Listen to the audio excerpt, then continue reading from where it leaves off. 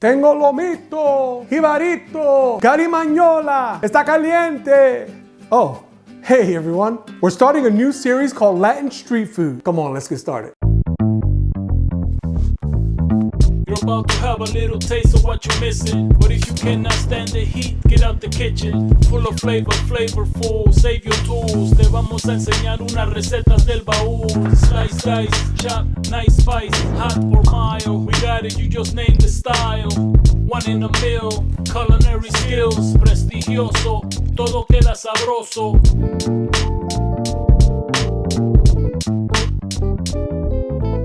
When you say Latin street foods, most people think tacos or empanadas. And don't get me wrong, I love tacos and I love empanadas. I like them a lot. But there are so many other Latin street foods that people don't even know about, but are so delicious and so awesome. And in this series, we're going to show you a few of those dishes. Today, we're making Panamanian Carimañolas. What exactly is a Carimañola? Well, the main ingredient is yuca. Yuca comes from the cassava root. And from this yuca, we're going to make a Panamanian kind of yuca fritter. It's mashed yuca with some type of filling. Most of the times it's beef, which I'll be doing today, but you can fill it with chicken, you can do a vegetarian version, whatever floats your boat, you can do it with this dish. Let's get into it.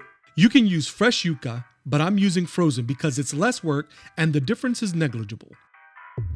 In a large pot filled with water, set over high heat, add 1 to 2 teaspoons of salt.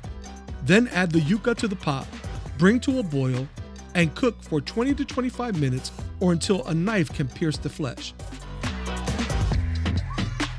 Transfer the cooked yuca to a bowl.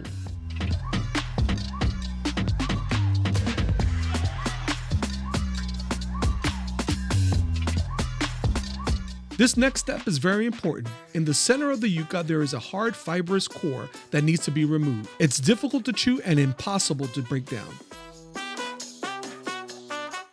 Now with the trusty potato masher, mash the yuca in the bowl.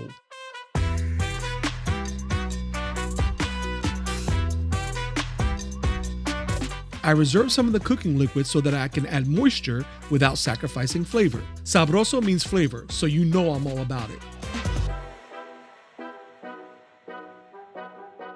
Add a little at a time until you get the consistency of stiff mashed potatoes.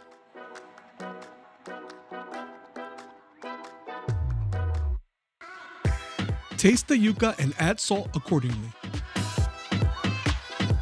Mix to incorporate.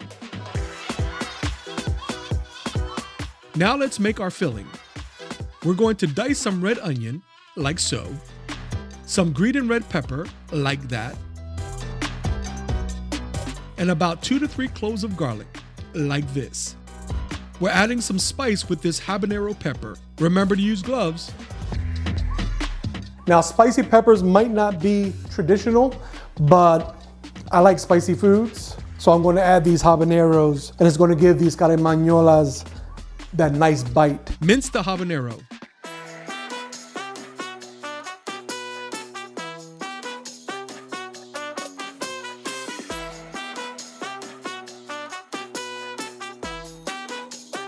Add the vegetables to a sauté pan with about 2 tablespoons of oil set over medium-high heat.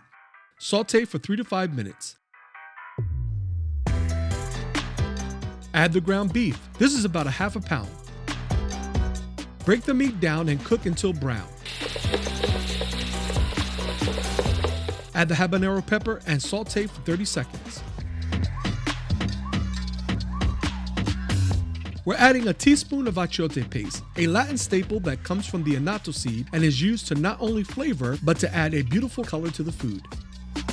Season the mixture with kosher salt and black pepper,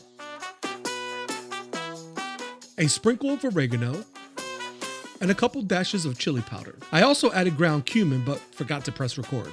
Mix until combined. We're adding a little bit of chicken stock because we want to cook the meat down until it's tender and hardly any liquid left. Now we're ready to assemble the carimañolas. We have the mashed yuca, the savory beef filling. We're adding some queso fresco, which is optional, but I like cheese. And we have a bowl of water with a little bit of oil. This will help keep our hands from getting too sticky while forming the carimañolas.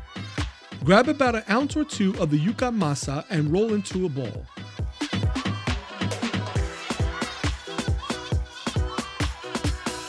Then take 2 fingers and press down into the masa to make a pocket. Add the beef filling. 1 spoonful should be good enough, but of course, I always overstuff.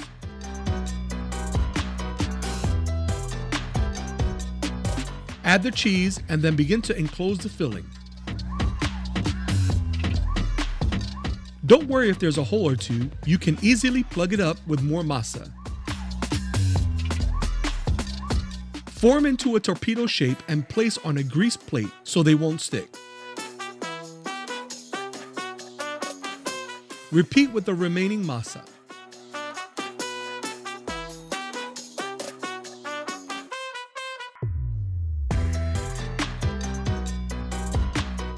Now it's time to fry. In a large skillet, add about 1.5 cups of canola oil and heat to 325 degrees. Then add the carimañolas. We don't want to start with too high of a temperature too early because the carimañolas could potentially burst open. After a couple of minutes, increase the heat to 350 degrees and fry until golden brown and crispy. What a thing of beauty. Remove the carimañolas onto a paper towel lined plate. And here, let me let it cool off a bit. So here we have our carimañola, beautifully fried, nice and crunchy. Let's break it open. It's hot. Oh, look at that. Let's take a bite. You hear a crunk? Oh, hot. Why do we do it? This right here, when you talk about street food, I can imagine in Panama, walking down the street, grabbing 1 or 2 of these as a snack as you're walking through the city.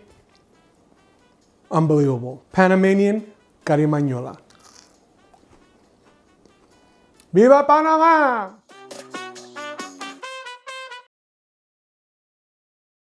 Thanks for watching. If you really like this video, smash that like button and click to subscribe so you can stay up to date on all new content. And remember, food can look good, but if it doesn't taste good, then your cooking is in vain. So make it sabroso.